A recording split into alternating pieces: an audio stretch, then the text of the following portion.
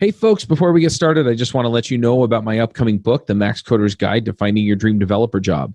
If you're looking for a job or you think you might be looking for a job in the future and you're trying to up your mobility and meet new people and things like that, this book walks you through the whole process. Go ahead and check it out. It comes out on November 20th. It'll be on Amazon, and you can find it as The Max Coder's Guide to Finding Your Dream Developer Job.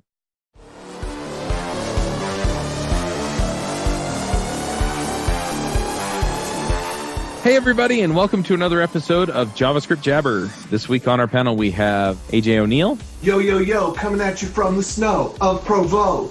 Dan Shapir. Hi, coming all the way from Tel Aviv, where it's raining, but still really warm, like 70s. So be jealous. I was going to say, don't say that again. I'm going to be mad. Oh, I'm jealous. We also have Steve Edwards. Hello from very cold, clear, and windy Portland. Nice. I'm Charles Max Wood from devchat.tv, and this week we're talking to Carl Mungazi. Did I say that anything close to correct? No, that's fine. That's fine. Yeah, that's fine. Means you slaughtered it, man. Go ahead and tell us how to say it right, and then. No, that was perfect. That was perfect. All right. Well, do you want to introduce yourself real quick? Talk about who you are, where you live, what you do, where you work, why you're famous, all that stuff. Yeah, sure. So I'm a front-end developer at Limejump in London, which is a startup in the energy industry. I used to be a journalist, actually, so I switched to programming in 2016. Since then, I've just been loving what I'm doing, mainly front end. And lately, I've been getting into reading source code and kind of using that to improve my skills in JavaScript and programming in general. So that's kind of what I spend my days doing after work. Nice. This episode is sponsored by Hasura.io. Hasura is an open source GraphQL engine that helps you instantly set up a scalable and real-time GraphQL backend. Hasura makes your team super productive by dynamically composing a schema backed by databases and microservices that you can securely query from front-end clients. You can check it out at Hasura.io to try it out in 30 seconds. Now, a few things that I really like about Hasura. One is that it runs on PostgreSQL, which is really easy for me to get set up. It has a core authorization engine that makes the data access secure and doesn't compromise performance. It can also join together GraphQL services, so if you have microservices or SaaS APIs like OneGraph, you can pull them in as well. And finally, they've been working on making it super easy for developers to write custom business logic in REST APIs and have Hasura expose them as GraphQL mutations. So go check it out, Hasura.io. They're doing really great stuff. Now, I want to give a little bit of context here because I remember way back when I was a brand new programmer, I went to a conference and there was a talk there, and it was James Edward Gray, who was on JavaScript or on Ruby Rogues for a long time. And he gave a talk on reading code. And so I started reading code a little bit, and I kind of got a feel for, oh, this is a really great way to go. And I'd see people do things that, I was like, oh, I didn't even know you could do that in Ruby or JavaScript or whatever I was learning at the time. So it became this method that I use sometimes, especially if I wanted to build something similar to somebody else. I'd go look and see how they did it. And then as I've talked to people over the years, it's become more and more apparent that less and less people are doing it. It's like, well, do you ever go read other people's code? No. And so I'm curious, what's your experience been, and how did you get into reading code instead of reading books or blogs or watching videos or whatever other people are doing? Yeah, sure. So I think for me, it came from having come into programming, not via a course at uni, for example. So I don't know much in terms of fundamentals of comp sci. So I found that in my first job as a developer, I was struggling to understand some of the concepts that were being used and really find my way around. And I thought, you know what? Let me actually look at the source code for this, because obviously at the time we're using a framework called Mithril.js, which is like React, but has a smaller API, smaller code base, and much simpler to use. So I opened up the node modules folder, looked inside, and I began to read the source code. And because at the time I read it in 2016, I think it was about 3,000 lines of code. So it was one file, and that was the entire library. You could actually read from top to bottom the entire source code. So when I actually read it, and then I read the documentation, and I began to actually see that actually, even though when you're using the library and you're calling the APIs, it looks like a black box, I actually began to say, okay, actually reading the source code is useful because you understand what's actually happening behind the scenes, and you actually begin to learn and see how other developers use code and use that to help you solve in your day-to-day job. So that was my entry point into it. So which project did you start with reading? So it's Mithril.js is the framework, yeah. So it's a front-end framework, similar to React, Inferno, and Preact. It's more in the Preact and Inferno group because it's very small, and it basically is just focused on helping you build fast UIs, performance UIs. So, and at the time as well, I had never understood what the whole virtual DOM paradigm was about. And when I read the code for Mithril and also read the documentation, and then also spoke to developers in the community, that actually began to open my eyes. And that actually made me see that actually I don't have to be scared of going into source code or reading the code that I'm using and actually using it as a tool to get better at my day-to-day job. I think in this context, it might be worth mentioning that Jason Miller, who wrote the initial version of Preact, actually once told me that he wrote it so as to better understand how virtual DOM works. So yeah, so reading code is one option, and I guess writing the code is another option. That is so true, because right now, actually, I'm doing a project where I'm trying to rebuild from scratch different parts of the front-end stack. So I'm trying to build a framework, UI framework, build a testing library, a module bundler, and basically going to the projects like Webpack for bundling or just for testing and whatnot, and actually seeing, okay, if I was to build the most basic version of this tool, how would I do so? And so that's now become a step of, I basically look and say, okay, this is what I want to achieve in terms of the actual problem. So I've got a framework that basically creates DOM elements, and that's using the whole rigid DOM approach, which is basically you write JavaScript and you have an object. That object describes the UI element. So let's say you've got a button. So you pass in an argument for the type of the tag you're going to be using. And then a second argument can be an object which has the attributes for the element, and then any child elements to render. And then that basically just spits out a DOM element. So I said, fine. If I wanted to test this, how would I do so? I would go online, look at the source code of other libraries, look at tutorials, and through that process, basically bringing together a very basic version of a tool which I use every single day. And in doing so, that's actually helps me a lot to understand that, okay, underneath all of this that I'm doing, these are the concepts I need to be bearing in mind. And these are the ways that I can actually use this tool to my benefit and to make my coding better and my applications better as well. I come at this from a different standpoint. I think a good way to illustrate this is with a language. So I'm a Spanish speaker, and the way I learned Spanish was initially in high school, took a couple years of high school, and where you sit down and learn, here's verbs, here's how to conjugate verbs, here's the different forms, verb forms for past, present, past imperfect, past perfect, so on and so forth. And then after I had all those tools, when I was in college, I went and lived down in Mexico for a while and was able to put it all together and speak really pretty fluently. But the other way that I hear of learning a language that some people do, and I don't think I could do this, is they don't know any Spanish, but they'll take a conversational Spanish course, where you just come in and here's some phrases you can use, and here's some common phrases, way to put together a sentence and that kind of stuff. But it's like you're just learning the top level without knowing the basic structure of the language underneath. And that would drive me absolutely bonkers. I could not learn Spanish because in a conversational Spanish class, I'd be thinking, okay, so why does that verb form work here? Why is it structured that way? Why does it do, why do you have to use this specific way here, but this specific way here? And so for what Carl's suggesting is heaven for me. It's the way I try to do things. Go in, read the code, understand what it's doing. Because like any tool, once you know your tool, then you can use it so much better because you're going to find out, oh, wow, it can do this. I didn't know you could do this. Or yeah, you can do this. I didn't know you could do that. And it just gives you that much more flexibility. At the same time, I started in IT. My first job really was a troubleshooting tech support type role, where dealing with AS400s and mainframes and code. This is back in Windows, before Windows 95 actually.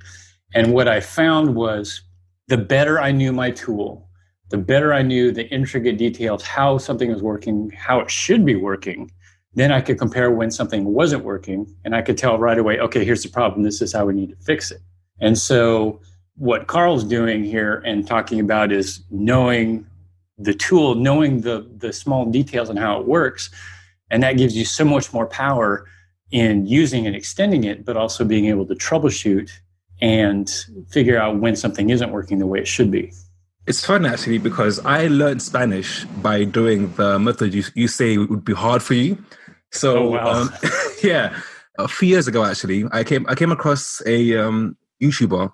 I forget his name, but what he advocates was you basically take your target language and then you pick a phrase, and then you learn many phrases, and over time you're able to speak the language even though you don't understand the grammar maybe. So for me, that approach actually worked because then when I went back to learning the grammar, it made more sense to me because I had a context where the word had been used before, as opposed to coming at it cold and saying, okay, this is the grammar for the sentence, and then after trying to use it, as opposed to doing another round. Yeah, I could see that working, but that would just be very frustrating in the beginning for me, because I'm like, why does it do that? And then you can come back and, okay, now you see how it all fits in later. Yeah. When I think developers have been coding for a while, or maybe living a while, and then you actually decide, okay, let me actually see this tool that I'm using. What's the code underneath it? And you see that, okay, sometimes the authors tend to leave comments as well. So I remember I was doing a deep dive in React DOM.render method, and I came across a section where it's talking about how React does updates. And then it talks about how basically the updates are in a linked list, and you have the current UI in a tree of objects, and then it's comparing that with the changes you've made. And then it creates a new tree of objects, which is going to be the future state of the UI. And so for me, that was quite nice to actually see that. Wait a minute, I know linked lists as a concept in general, but React actually has a use of it internally. And that for me was like, wow, okay. And that kind of encouraged me to actually read more into libraries and seeing what are they doing to actually achieve their aims. So you actually read into the React source code in that case? Yes, and it was an interesting journey because, as you can imagine, React is a massive project. So it required basically putting a whole lot of breakpoints in the browser and then creating a very, very simple, basic toy application that basically rendered a div, and that was it. And then I would basically say, fine, when this is rendering, what's the earliest part of the code, looking at the code stack, and then stepping through the code, finding out, okay, in this function, what's the structure like? What's the intention of this function? If I change the code like this, how will it behave? And yeah, that was the process. And then I wrote an article about that, which had a lot of response from people, because I feel like developers want to be able to understand the internals of these tools, but it can be quite intimidating because you feel like it's so complicated and so complex. So surely I can't understand it because the people that have built it probably have so much experience and so much more than I do in terms of knowledge and ability. But I think, if you actually are determined to look into it and have the time and the patience, decide, okay, I'm going to actually understand how this tool works, then yeah, there's no reason why you can actually read through the source code and actually get to the bottom of why that function you're using works the way it does. It's very interesting to me what you're saying because, I got into web development early enough. So back in the day, JavaScript code usually was fairly small. I mean, if you wanted to learn how to do a rollover effect, then you just basically found a website that did a rollover effect, did view source. It was like 10 lines of JavaScript code. You copied it over, adjusted it a little bit, and job done. So that was literally the way that we learned how to write JavaScript code in the early days of the web. But like you said, if we're looking at modern libraries these days, they're often really huge and complicated with sophisticated algorithms. And while they do have some comments and are available, let's say, on GitHub and whatnot, it's still definitely not trivial to work your way through the code. So if you've got you made some, awesome suggestions about maybe writing a very simple application that uses that library and then, single stepping through that library.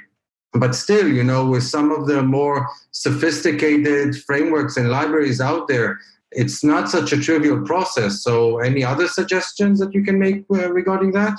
Yeah, it's fundamentally, like I said earlier, you basically start with a very basic application, right? And then you need to pick a method. So, for example, you could try doing a search in the GitHub repository and seeing, okay, where is this method called? And then working out, okay, is this actually a test file, for example? Because you might see that method in a test file, or is it a main file? But usually, it's a case of opening up the source in, let's say, in Chrome, and then putting a breakpoint where you call the code yourself in your application. And then hopefully you have a call stack, which then you can use to step back and see, okay, the first thing that happens for me to get to this stage is in this line, in this function. And usually that then tells you, okay, so this is the entry point for the application. So when I did the work I did with my React DOM.render method, I saw that, okay, fine. The function that actually is the step before render takes in more arguments than I give it. And then from there, I just step through the code. But it's basically being able to identify, one, the method you want to use, and saying, okay, I'm going to focus only on this method. You then look at the call stack and work out, okay, the entry point for this route to my calling of this code is this function. And then you start from there. And then after that, it's basically being patient enough to actually step through the code, because there'll be times when you will go through a rabbit hole and you find that actually, no, this is the wrong path I've taken. And then you have to kind of come back slowly to where you were before. And it's one of those skills that the more you do it, the more you see patterns in how the libraries are structured and how they're called in terms of how authors package their tools. So more recently, I was doing work on creating a very basic module bundler, and I use the Parcel.js source code for that. And as you can imagine, it's fairly complicated, it's fairly complex, and also it runs in the command line. So you haven't got the benefit here of running it in the browser. But because I had the context that I gained from my React inquiries, when I came to Parcel, I was able to apply those same methods. And also, sometimes you can also even approach the authors of the framework and actually ask them, hey, I'm looking into your framework and I'm learning about this particular method. Can you tell me how that works? I had a good chat online with one of the maintainers of React Redux. He commented on an article I'd written for a blog, and I'd used the connect method in Redux as a case study. And from that, he sent me a link to his blog where he actually went in even more depth into the method I was looking at and in general about Redux and React and how that works together. So yeah, it's just kind of being diligent and having the patience and also being able to approach authors, because, you'll be surprised. They're very approachable, especially on Twitter or via email. You just basically say to them, hey, I'm looking into your tool. Can you give me a hand? And most times they'll be more than happy to give you a hand and help you out in what you're doing. So when you're saying that when we're saying that we were reading source code, it's not just, going into GitHub or something like that and looking at the source code. It's a much more, let's call it, active approach of debugging, single stepping, putting in breakpoints, checking the stack, and so forth. And I guess the fact that with modern dev tools, you also get a stack trace across asynchronous calls, that also helps a lot. Yes, definitely. It has to be active, because if it's passive, you won't have any context to, okay, I mean, the code on GitHub and the code you might have in your application is different, because obviously when it's in GitHub, it's being developed. And then when it's packaged, it's going to be maybe in one file or in one folder in a couple of files. Whereas when you go to the actual GitHub source code, it's different. So yeah, it needs the developer to be active in doing so. Basically using tools like you mentioned with the debugger on Chrome, putting in breakpoints and letting the code kind of lead you in terms of, okay, I can see that at this stage in the code, this is happening, and then asking questions as to why. And also crucially, being able to actually change your code to say, okay, if I give it this argument, what's going to happen instead of this? Because if you just step through the code and you read it and that's it, you don't learn much, because you are not actually being active and being involved and actually trying to see. Because in our jobs every single day, we're given a task to solve. Maybe let's say at work you've got a task to do, and then it's your job to then go away, do your research, and actively develop that tool or that feature. And that process, that same mentality can be shifted into learning how to read source code, because when you do so, subconsciously, you are reading lots and lots of really well-written code. So I found that when I compare how I write code now to before I started, it's so different. And even how I think about code is different, because I've been exposed and continue to be exposed to other developers' code. And this is code which has been seen by many people across the world and has been refined over time. So it's actually a case of learning almost by osmosis. Is it absorbing all that you're saying? So in terms of code quality, which framework or library do you like the best? That's the question, isn't it? Yeah. So it's funny because this journey has kind of turned me into one of those developers who basically is all about just having plain JavaScript, vanilla JavaScript. And as a result, I like Mithril. One, because when I started, it was so accessible. And even now, it's a very small code base. So being able to understand where things are structured is very easy. I mean, with React, it's a big, big tool. And if you go to the source code, you've got the renderer for the DOM, you've got the native stuff, and you've got the other platforms as well. It's a big beast, and that makes it kind of hard to grok initially. But I've kind of fallen into the camp where, for me, I like to see a library that has as little code as possible, if that makes sense. Hey, I'm right there with you. I love it when... Doesn't shock me at all, AJ. Nah, how would you know? How would you know? I definitely put too much code in libraries sometimes, but no, I like it when fewer layers of abstraction. Very, very into the Python Zen. Carl, have you read the Zen of Python? I have not. So open up a terminal. Are you on Mac or Linux? Yes, I am. Okay, so open up a terminal, type Python, hit enter, and then type import space this, enter. That's something to print on your wall and keep by you at all times. Okay, let's give that a go, actually. So you're saying I type in... Just type in Python, hit enter, and then type import space this and hit enter again. Import this. I think I'm missing an argument on my end. Did you enter in the Python REPL? Yeah, I did. Okay, so import this. Let's have a look. There we go. There we go. The Zen of Python. Very nice. Yes, yeah. No, I'm definitely in that camp. I'm definitely in that camp. Yeah, so this is very much like Python mentality, Go mentality. Like, it's better to copy a little bit of code than have a little bit of a dependency. Because, you've probably gone through the trouble of installing Create React App before, I imagine, or maybe ESLint a Webpack, and you see that it's like 1,500 dependencies by 7,000 maintainers. And it makes me a little uneasy, It's funny because one of the first things I did as well was I looked at the Express source code.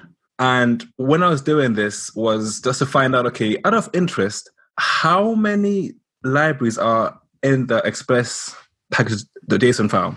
So I looked at every single module and actually saw, okay, what is this module there to do?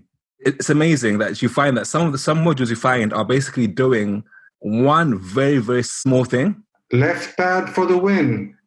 Exactly. I was just thinking that. Exactly.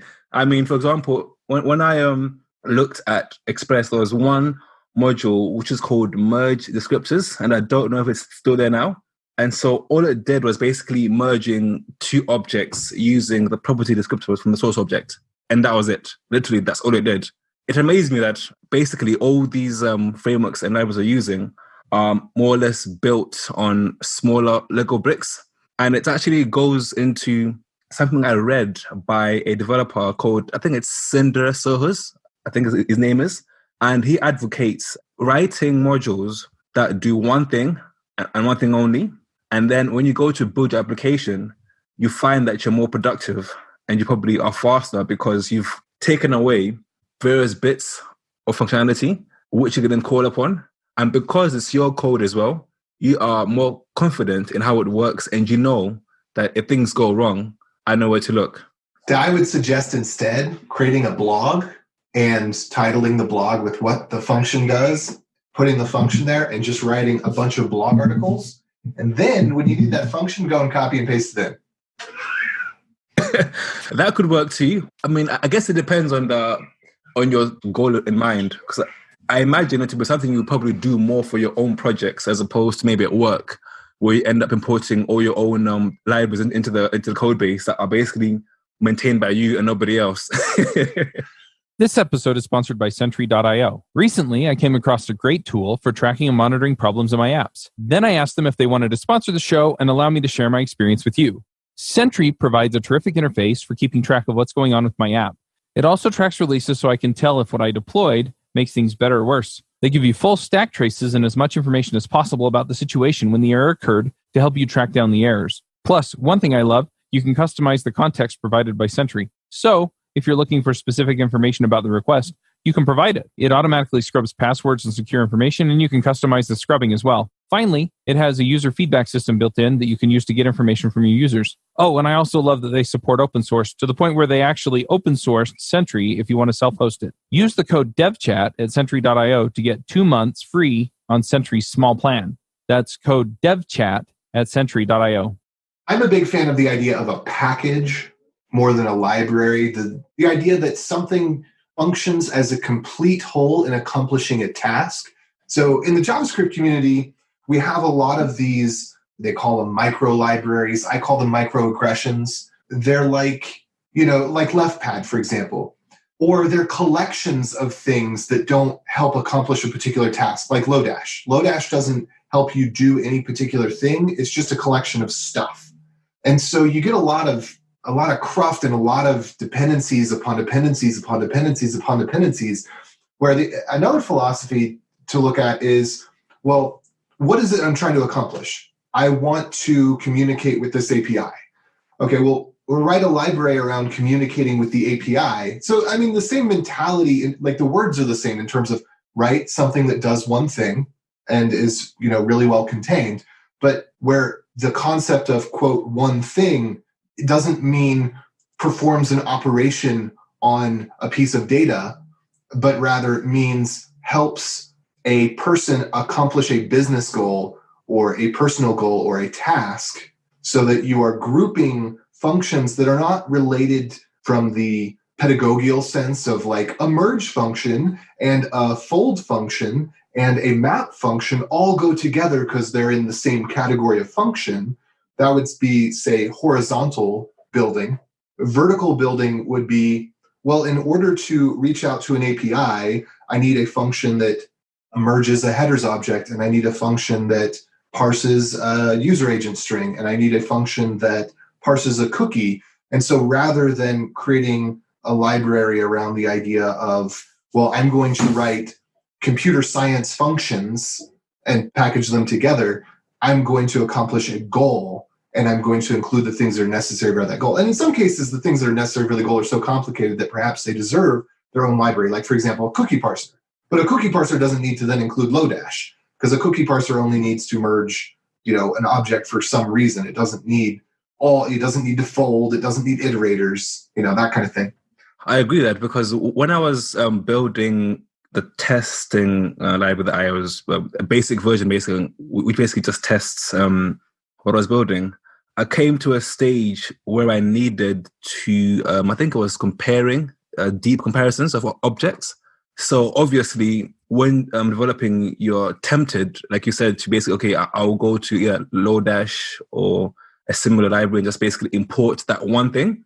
But thankfully, I actually came across an article by Chris Ferdinandi, which basically explained how you can actually use your own code to write a function that compares objects in that way. And so I basically took that function, modified it somewhat, then added it to my testing library. So I now had a dependency, which was my own dependency, as opposed to having had a dependency from Lodash. And this is now part of that framework. And I built it myself, if that makes sense. I would like just to add on top of that, JavaScript itself has expanded to include a lot of functionality that previously required libraries. So a lot of the stuff that, we used to require Lodash for, Lodash is actually a great example in this regard, we can now just do with plain JavaScript. If it's modern JavaScript, then we don't need to bring in that extra library. But I actually wanted to ask you another question. So you were talking about looking to the source code and learning techniques and approaches. Can you maybe give an example of a technique or an approach that you learned from some library and then adopted into your own coding style? Yeah, sure. I think the most obvious example for me is now when I'm coding, I'm always thinking about, separating concerns. So before I would maybe mix, let's say with an app in React, I would mix the logic and the UI in the same place. But now I'm more thinking about, I have to make sure that the logic for this component sits on its own and the UI sits on its own. And also I'm now not afraid to write a function that maybe does one thing in terms of being a utility. So for instance, in the current app working on at work, we have to show a loading state when the user logs in. So we have a loading component that we have. You can actually determine, I want to show X number of divs or X number of elements to mimic the actual loaded state when it comes. And so for that, I just wrote a simple function that basically takes in a number and then spits out X number of elements you're going to render. Whereas before, doing that would have maybe been something I never thought about, because I was always thinking, so to do this, I'm sure it sounds complicated. I have to look online and see what exists, maybe import a library to do that for me.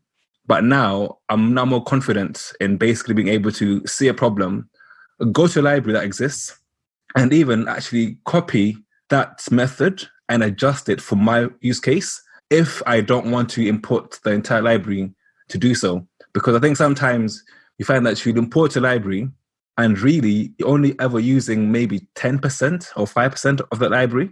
And that 5% you're using can actually be something you can take on yourself and actually maintain internally, because it might not be that complicated to do so. I'm a little bit curious. You've mentioned dependencies and finding ways, I guess, of replacing dependencies with your own code and things like that, which is a very AJ thing, by the way.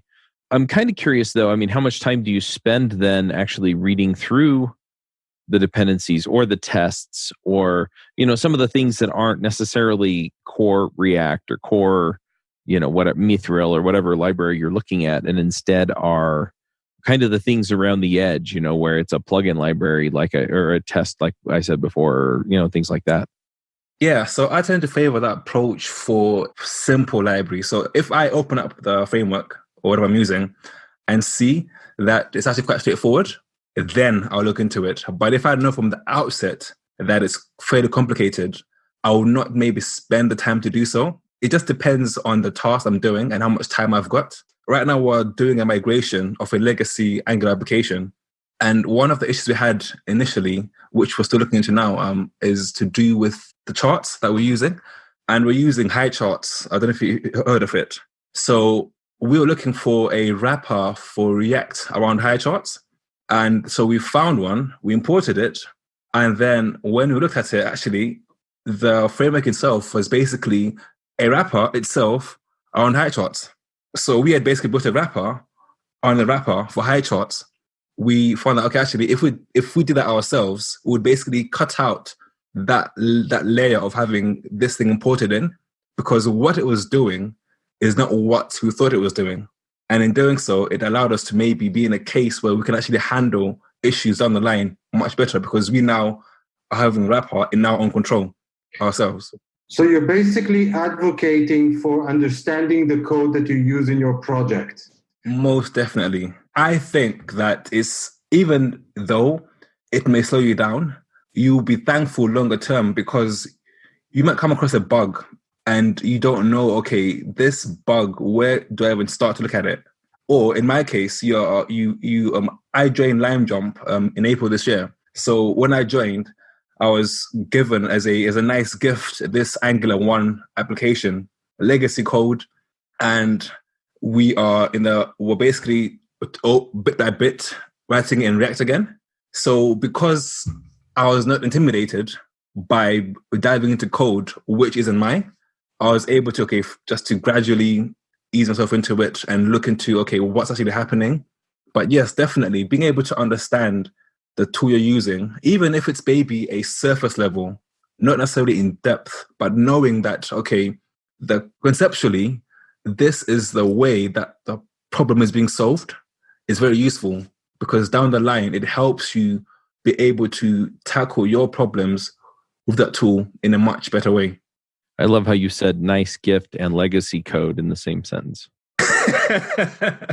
Yeah, it was a nice gift because, as you can imagine, when being somebody who joined kind of front end in 2016, and my first foray into development really was Mithril, and then after that React, I'd never touched an Angular 1 app before, and I'd always read things about it online about how basically it's something that you don't want to be using today. And I never quite understood why. And when I began to look into it and compare the structure, the paradigms, and then comparing it to how I'd learned how to do front end, yeah, it was a very interesting comparison. And it's something that even today, we're still going through it. And it's a gift that keeps on giving.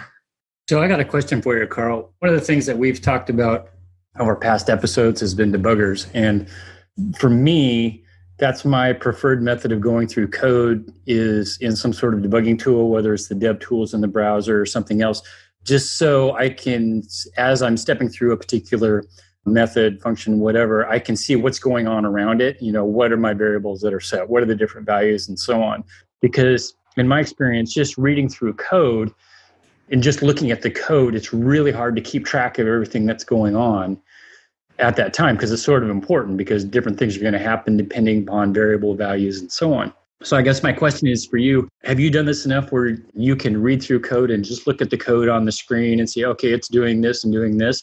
Or do you use some sort of debugging tool, whether it's IDE or dev tools, to look at everything that's going on as you're stepping through a given function or method or whatever you're looking at?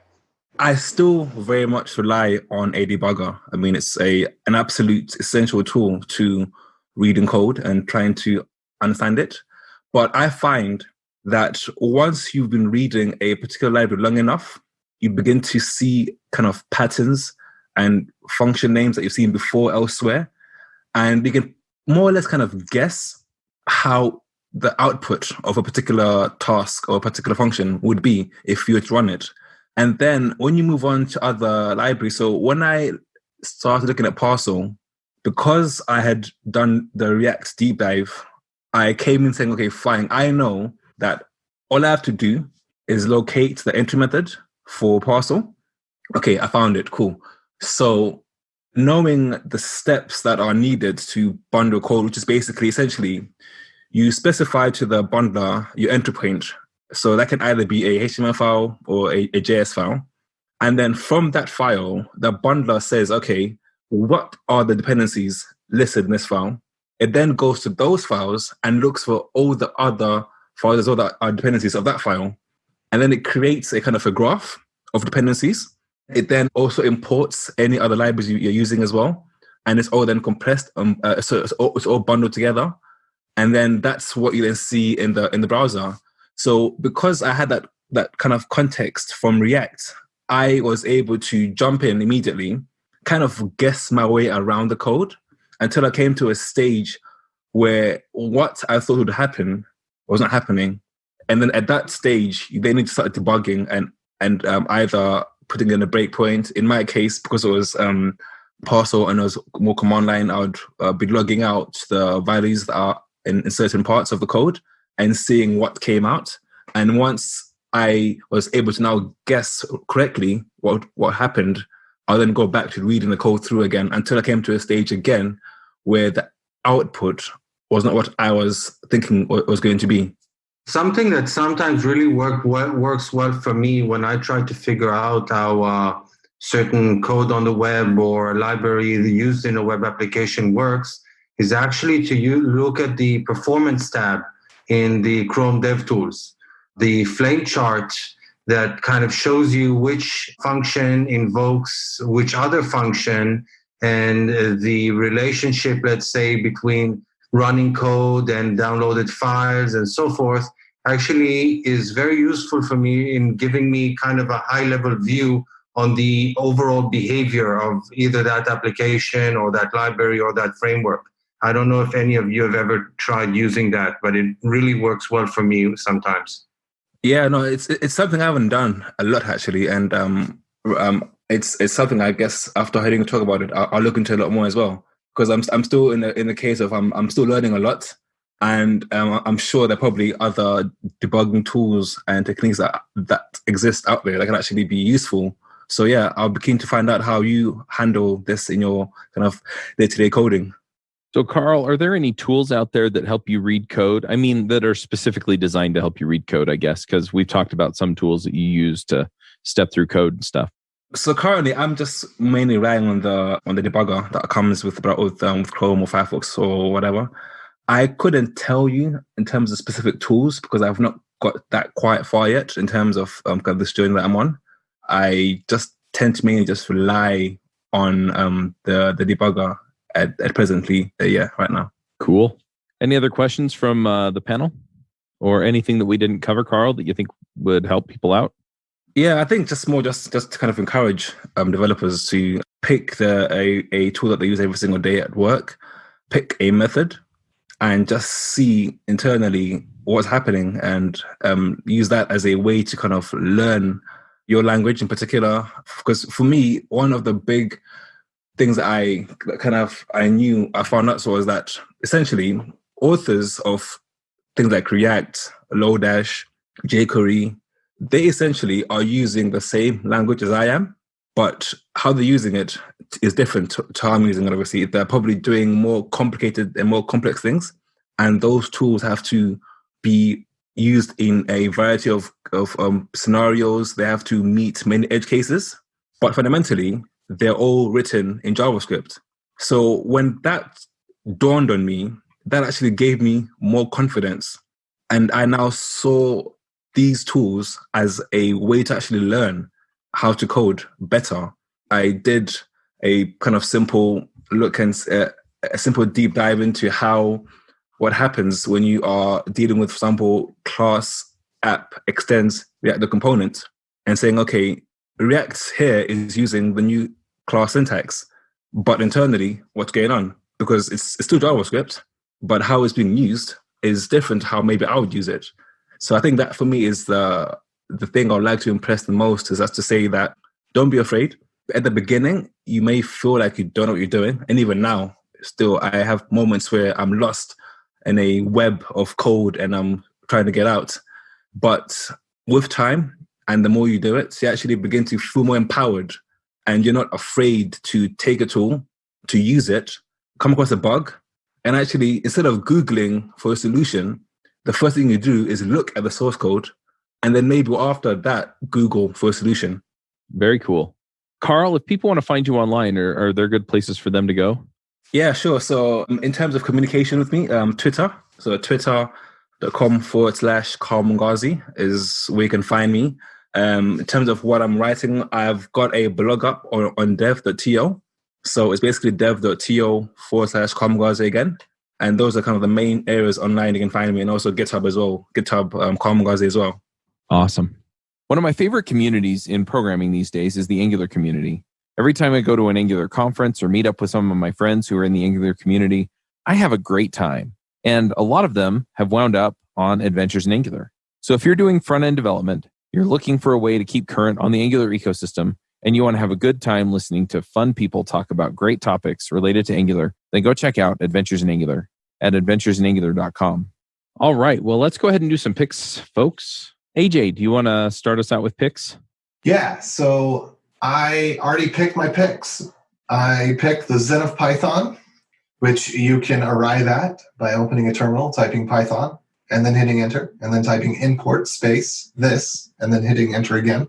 Or, well, not or, but and also the Go Proverbs. And I put a link here to the Go Proverbs, or you can just search Go Proverbs. There's also a video with, I think it's Rob Pike is the one that's doing the presentation, explaining the Go Proverbs. And on that note, I'm also going to pick, if you're interested in package management at all and the problems and wonder, like, why through the years have we had, like, you know, we had Ruby gems and we had Python eggs and we've got NPM modules and everything sucks and none of it works well. Why? Take a look at Go with versions, because these guys basically analyzed everything that had happened in every package manager ever and then created the perfect package manager. And I find no fault with any of their decisions, which is unbelievable because package managers always suck, but they described the technical reasons they chose one thing versus another, and then dispelled some common myths that kind of have led to bad package design in the past, kind of straw man arguments that people would bring up that if you don't think about it, it sounds true. And so you make that choice, but then later it bites you. So it's just a really good video. It's called Go with Versions. It's about Go modules. I've linked to that. You know, before you continue, you kind of reminded me of how Linus Torvalds once described how he designed Git. And it was by looking how CVS did stuff and then just doing the opposite. AJ, you really need to quit beating around the bush in your opinions. Just be straightforward, okay? Yeah. And then I'm also going to pick, yet again, Link's Awakening, particularly the soundtrack. I'd been listening to it on repeat, and I just love it. The new Switch version, because whenever something's redone, movies are always redone terribly. Like, can you name one movie where they remade the movie and you're like, wow, they really preserved the artistic, quality of that the movie had in the past? No. Artistic quality? That's hard. Made the movie better? I could name a few. I'd like to actually hear of ones that you think they made better when they remade them. but and you worry about these things when games are remade, and just when anything's remade. If you really love the original, if you had like just a special connection with the original, you always get worried: are they going to butcher it? And Link's Awakening is just something that pixel for pixel, soundbite for soundbite, they kept true to the original. Even some of the quirks that are maybe not necessarily the things that you loved about it, but preserve the integrity of it and just made it better. It's just so beautifully redone, where everything that I love about it is captured, and the things that were annoying that didn't contribute to character were smoothed over. Yeah, I've always been afraid that somebody's going to remake the original Pong and totally ruin it. So Well, they keep making Star Wars movies, and they're kind of ruining that. Anyway, Dan, what are your picks? Okay, so since we are picking stuff about other languages, I'm actually going to go all the way in the other direction. And since we're talking about learning by reading code, I'm going to mention a classic called Programming Pearls, which is actually a book about C++, and where the book actually describes problems, then describes various possible solutions, really analyzes the benefits and drawbacks of each one, and really shows you the best solution for a whole list of really useful and usable problems. And it's by John Bentley, and it's really considered a classic of programming. So if you can stomach C++, I highly recommend that. My second pick is continuing with my list of mentioning classic fantasy books. So last time I spoke about the Amber series by Roger Zelazny. So I'm going to mention another book of his. It's called Lord of Light. It's a really strange mix. It's kind of in the fantasy and science fiction and whatever, but it's like this world where the gods of the Hindu religion live. Like people have developed technology to such an extent that they've actually become like the Hindu gods. It's an amazing book, one of the best fantasy science fiction books that I've ever read. I can't recommend it highly enough.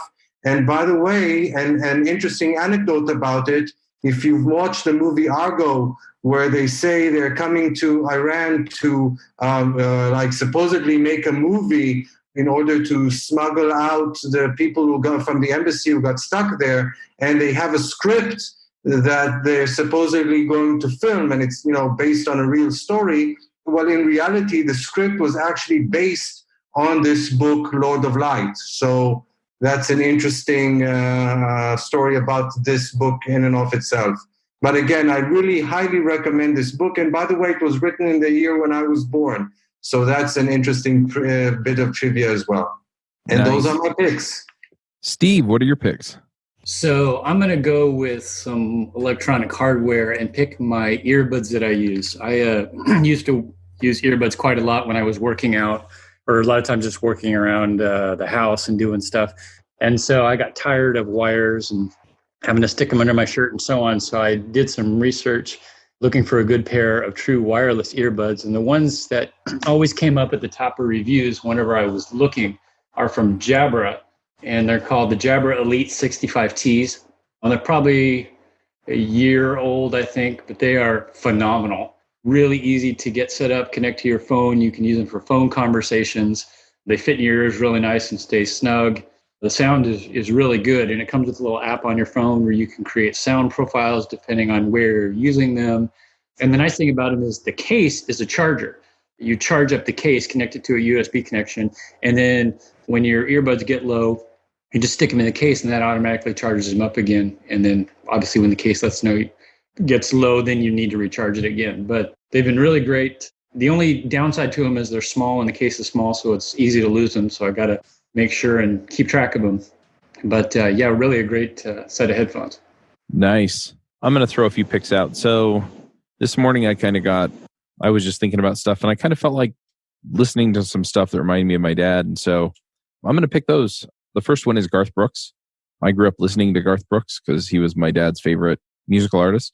Great music. Absolutely love everything that he's put out. Incidentally, he and my dad also had the same birthday. So, and I can't tell you how many times in my life I heard that over and over and over again. Another one was the Rocky movies. And so I was listening to some of the songs from some of the soundtracks, and that was fun too. Incidentally, I went and looked. I was like, okay, so, when did Rocky come out? And yeah, the movie Rocky is older than I am. So great stuff. Yeah, I've just kind of been, kicking back and enjoying some of that. So those are my picks. Carl, do you have some picks for us? Yeah, sure. So in the spirit of reading code, I'm going to pick the ECMAScript spec as well as the spec for HTML, because prior to reading code, I'd never, ever looked at them. But now I find myself that if I maybe want to actually find out what a particular language construct is meant to do, I'm just maybe keen to do it or just curious. I might look at the spec. I remember once I was writing a small utility for checking inputs in terms of the actual content in the input field. So I was writing a regex, and I looked at the HTML spec to find out what is the actual inbuilt methods that they provide for doing that sort of validation. And that's only because, like I said before, I had kind of become used to actually looking at the spec or looking at source code. So yeah, so those are my kind of programming picks. In terms of non-programming picks, I'm going to pick Snarky Puppy. I don't know if anybody knows them, but they're a jazz fusion band. They won 2 Grammys, and they currently are touring in the UK, and I'm going to be seeing them next month. So I'm well up for that. All right, cool. Well, thanks for coming and talking to us, Carl. Thank you so much. It was great fun, and I'm really thankful for the chance to share my kind of love of reading source code and hopefully encourage more developers to go out there and do the same. Yeah, I think it's a really useful way to learn. And open source code is free. So Exactly. go read it. It's basically like I look at it as you've got a massive library online that you can just dive into whenever you want without having to worry about any late fees or taking on any books. Yeah, it's awesome. Yep. Cool. All right. Well, let's go ahead and wrap this up. And folks, we will be back next week. Adios. Cheers. Thank you. Bandwidth for this segment is provided by CacheFly, the world's fastest CDN. Deliver your content fast with CacheFly. Visit CACHEFLY.com to learn more.